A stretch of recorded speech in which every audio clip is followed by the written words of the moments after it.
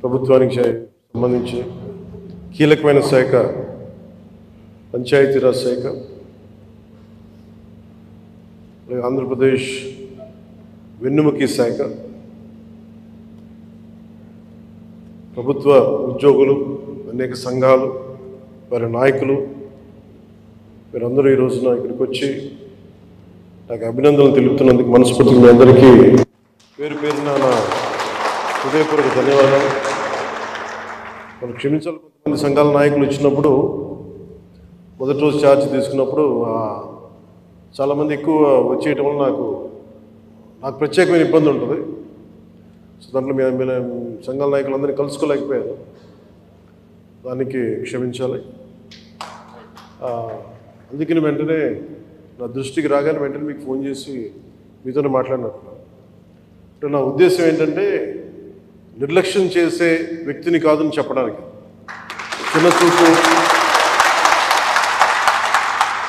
చిన్న చూపు చూసే వ్యక్తిని కాదు. మీ సమస్య నా సమస్య, అది చాలాసార్లు సభలో చెప్పాను. కానీ ఇప్పుడు ప్రత్యేకించి ఛార్జ్ తీసుకున్న తర్వాత మీకు మళ్ళీ మీ అందరికీ తెలియజేసుకుంటా ఉన్నాను. మిమ్మల్ని అర్థం చేసుకునే వ్యక్తిని, మీ సమస్యల్ని పరిష్కరించడం, ఎంత త్వరగా పరిష్కరించడం అనేది నా ఒక్కడి చేతిలో లేదు. కానీ మీ సమస్యల్ని వినగలిగే శక్తి ఉన్నవాడు. ముందు సమస్యని వింటే పరిష్కారం దొరుకుతుంది. వినటానికి అలసట అందరికీ. సో నేను మీకు ప్రత్యేకించి తెలియజేసుకునేది, నేను వినే వ్యక్తిని. ఇందాక మీ సహచరులు ఎవరు వచ్చి ఇక్కడికి ఇచ్చారు, సహచరాలు, అది ఖచ్చితంగా యుద్ధ ప్రాతిపాదికన మీరు ఆ సమస్యను పరిష్కరిస్తాను మీరు వచ్చి ఇచ్చారు. ఇలాంటివి చేయడానికంటే నాకు మీరు ఇందాక ముందు సంఘాల పెద్దలు కూడా మాట్లాడుతూ చాలామంది గతంలో కూడా మీరు సమ్మెలు, గత ప్రభుత్వం మీద మా కోపం ఉంది, మీకు ఈ ప్రభుత్వం మీద మీరు మాట్లాడుతూ ఉన్నారు. ఇందాక ఒక్కటి ఏంటంటే, ఇది అందరం కలిసి పనిచేయాలి, మినిస్ట్రీ కానీ ఉద్యోగులు కానీ. గతంలో ఎవరు ఎలా చేశారో నాకు తెలీదు, మీరందరూ వింటా ఉంటే నేను సమస్యలు వింటా ఉన్నా. కాకపోతే ఇది చాలా పురాతనమైన, చాలా బలమైన వ్యవస్థ, చాలా పాత వ్యవస్థ. ఇది ప్రతిసారి వ్యవస్థకి ఒక తుప్పు పట్టుని పట్టేస్తాం. దీన్ని బలోపేతం చేయాల్సిన అవసరం ఉంది. దీనిని సమస్యలు ఏమైతే ఉన్నాయో మీ అందరికీ ప్రతి సంఘం తరఫున ఇది ప్రత్యేకించి ఒక ఓవరాల్గా మేము ఇలా చేయదలుచుకున్నాం, మా సమస్యలు ఇవి, లేదంటే మేము ఇలా నిలబడతాం, కొంచెం ఇవన్నీ చెప్తా ఉన్నారు. నేను మీకు ఈరోజు మాటిస్తున్నాను, పంచాయతీ పనులతో పాటు మీ సమస్యలను కూడా నేను వినే వ్యక్తిని. నేను ప్రత్యేకించి ఏ సంఘాలకు సంబంధించి ఆ సంఘానికి ప్రత్యేకించి ఒక టైంని అలాట్ చేసి మరి. కాకపోతే నాకున్న సమస్య ఏంటంటే అందరూ కొంచెం ప్రిపేర్ అయ్యారండి బాగా. అంటే నేను చాలా శాఖలు ఉన్నాయి, మిగతా పనులు కూడా చూసుకోవాలి. కాబట్టి మీరు బాగా ప్రిపేర్ అయ్యి వచ్చి ఒక పరిష్కార మార్గం కూడా తీసుకెళ్ళండి. దాదాపు ఇలా ఆలోచించవచ్చు, ఇలా చేయొచ్చు. ఇందాక మీరు మాట్లాడుతూ అన్నారు, గత ప్రభుత్వం అంటే అంతకుముందు 2014 వచ్చినప్పుడు మా మీద కొంచెం కినుకుందన్నట్టుగా మీరు అన్నారు ఇందాక. అది అంటే భయపెట్టేవాడికి భయపడతారు, కానీ కొంచెం ఓపెన్గా సహజంగా కొంచెం వినేవాళ్ళతోటి ఎక్కువ ఆ బాధను గత ప్రభుత్వం మిమ్మల్ని అందరినీ భయపెట్టింది. అది నేను అర్థం చేసుకోగలం. కానీ మేము మీకు భుజం కాసే వ్యక్తులు. మేము అందుకే ఒక వ్యవస్థని తిరిగి బలోపేతం చేయాలంటే చాలా చాలా కష్టసాధ్యమైంది. నాకు నిజంగా చెప్పాలంటే ఒకసారి నాకు ఇది నేను చాలా ఆనందంగా ఎంచుకున్న శాఖ. నేను ప్రభుత్వ ఉద్యోగ కొడుకుని, ఆ జీతాల మీద మేము పెరిగిన వాడిని. మా నాన్న జీతాలు రాకపోతే మమ్మల్ని స్కూల్ బయటికి పంపించి మళ్ళీ జీతాలు వచ్చిన తర్వాత మళ్ళీ స్కూల్లోకి అలౌ చేసినాయి, అవి కూడా ఉన్నాయి నా సంఘటన. అలాంటి సంఘటనలు ఉన్నాయి. అందుకని కష్టాన్ని అర్థం చేసుకోగలను. అంటే 1వ తారీఖు జీతం రాకపోతే ఏమవుద్దు నాకు అనుభవం ఉంది. నాకు అలాగే ఆఖరి వారంలో డబ్బులు అయిపోతే కూడా ఆ పరిస్థితి కూడా నాకు తెలుసు. మాకు పొరపాటున మేము ఏదో ఇవి జరిగిపోయినాయి, కానీ మేము ఇలా ఈ సినిమా రంగంలో ఇవన్నీ ఉండటం వల్ల బేసిక్గా చాలా సాధారణ స్థాయి నుంచి వచ్చాం కాబట్టి అన్నిటికంటే కూడా సాధారణ స్థాయి మాకు భగవంతుడి వచ్చిన మమ్మల్ని తీసుకొచ్చిన సాధారణ స్థాయి కష్టాలని మేము మర్చిపోం. అందుకని ఈ రోజున రోడ్ల మీద బయటికి వెళ్ళి ఎందుకు ఆగి ఎందుకు మాట్లాడుతానంటే ఆ కష్టం ఎలా ఉంటుందో నాకు తెలుసు. ఇందాక మీరు ఇచ్చిన రిప్రజెంటేషన్ కూడా ఆ కష్టం ఎలా ఉంటుందో నాకు తెలుసు. సో ఇలాంటి స్పందనకి వెంటనే ఉంటుంది. కానీ నేను కోరుకునేది ఏంటంటే మిమ్మల్ని గత ప్రభుత్వం మిమ్మల్ని భయపెట్టింది. అంతకుముందు ఉన్న ప్రభుత్వంకి మీరు ఏదైనా ఒక నిరసన చెప్పడానికి చాలా బలంగా చెప్పగలిగేవారు. కానీ ఇప్పుడున్న కూటమి ప్రభుత్వం మీకు అండగా నిలబడుతుంది. ఫస్ట్ ముందస్తుగా మేము మీతో గొడవ పెట్టుకోవడానికి ఫస్ట్, ఎందుకంటే బ్యాడ్ బ్లడ్ ఉండకూడదని ఫస్ట్ ఫోన్ చేశాను మీకు. అరే వస్తే నువ్వు కలవలేదండి, నువ్వు కూర్చొని పెద్ద ఆఫీసులను కలుస్తాం, మమ్మల్ని కలవవా అనే ఒక చిన్న బాధ ఏదైనా ఉంటుంది. ఎందుకంటే నాకు తెలుసు, మా నాన్న బాధ నాకు తెలుసు. అందుకని వెంటనే ఫోన్ చేశానండి. ఆ కష్టం నాకు తెలుసు. ఇంకా నేను మీకు ఒకసారి ఏమైపోతుంది, అందరూ ఒకేసారి వచ్చేస్తే నేను మాట్లాడలేని పరిస్థితులు తప్ప మీరు 1-on-1 కూర్చొని గ్రూప్గా కూర్చుంటే మటుకు నేను చాలా మీకు ఫస్ట్ వినే వ్యక్తిని. నేను విన్న తర్వాత పరిష్కార మార్గం వెతుకుతాం. మీకు గత 10 రోజుల్లో గత ఛార్జ్ తీసుకున్నప్పటి నుంచి నేను రివ్యూలు చేస్తూ ఉంటే ఉన్న పరిస్థితి, మీరు ఉద్యోగాలు లేవు, లేదంటే మనకి పర్మనెంట్ చేయలేదు, లేదంటే కూర్చొని గ్రేడేషన్ మార్చాలి, లేదంటే 2003 మాకున్న ఓల్డ్ పెన్షన్ స్కీమ్ అప్లై చేయాలి, రకరకాల అనేక సమస్యలు ఉన్నాయి. వీటన్నిటినీ చాలా క్షుణ్ణంగా మీ దగ్గరతో వింటాను. కాబట్టి వీటన్నిటికీ మించి మూలం ఆర్థిక మూలం. రాష్ట్ర విభజన జరిగినప్పటి నుంచి ఈరోజు దాకా ఆంధ్రప్రదేశ్ ఇంకా ఉణుకుతూనే ఉంది, ఆర్థికంగా నిలదొక్కుకోలేదు. మేము కూడా ఓటు చీలకూడదు, అందరూ కలిసి రావాలి. ఎందుకన్నామంటే అసలు ఆంధ్రప్రదేశ్కి ఒక బలమైన రాజకీయ వ్యవస్థ ఉంటేనే కింద ఉన్న మనకి పనిచేస్తున్న ఉద్యోగులందరికీ కూడా ఒక భద్రత ఉంది. ఇందాక మాట్లాడుతూ ఉంటే కూడా ఐఏఎస్ అధికారులతో వాళ్ళకి కూడా డిఏలు ఇవ్వలేని పరిస్థితి ప్రభుత్వం. ఒక 90,000 రూపాయలు వాళ్ళకి రావాల్సింది 4% ఇంక్రీజ్ వచ్చింది. మాకు అన్ని బకాయిలు తీసుకుంటే 90,000 ఇవ్వాలి, వదిలేశారు. ఇంకా రావని చెప్పి వదిలేశాను. ఐఏఎస్ అధికారులు చెప్తా ఉన్నాను.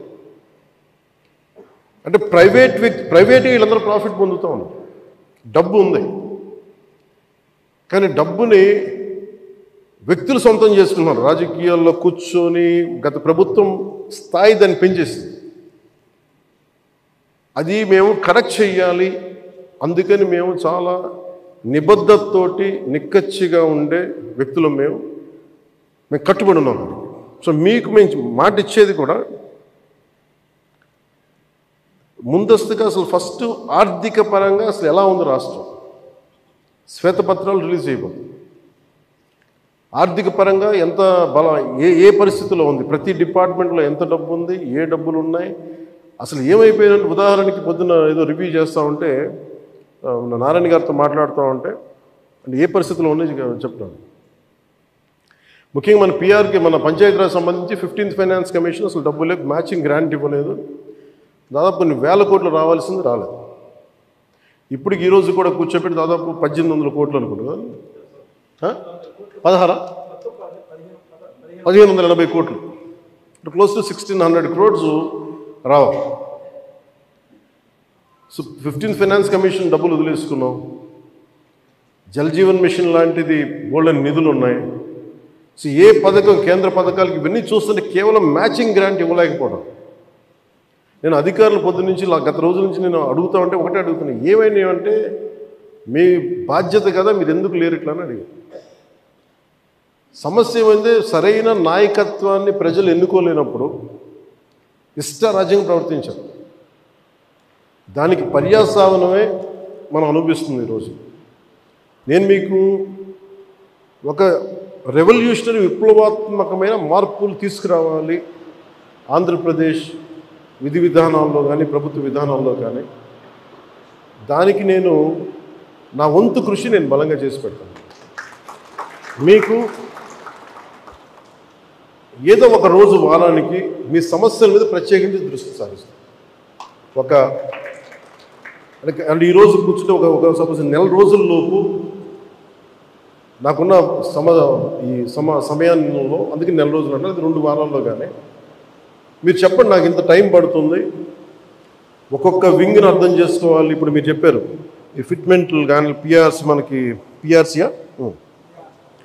కానీ, అలాగే కమిషనర్స్ని ఇప్పుడు దాకా అపాయింట్ చేయలేదు.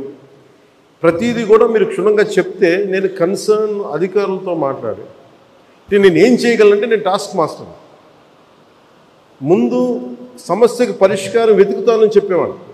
నేను పారిపోయే వ్యక్తిని. నాకు రాజకీయాలు నాకు అవసరం లేదు. కాకపోతే నేను ఎందుకు వచ్చానంటే ఇది నా నేల అనుకొని వచ్చాను. ఇది ఎవరో మీ తరపున నిలబడి మాట్లాడటానికి ఇన్ని కోట్ల మందికి నిలబడాలి, నా వంతు కృషి చేయడానికి వచ్చాను. దాంట్లో భాగం మీ భవిష్యత్తుకి, మీ భద్రతకు కూడా నేను మనస్ఫూర్తిగా మాటిస్తున్నాను, ఇది నిలబడి.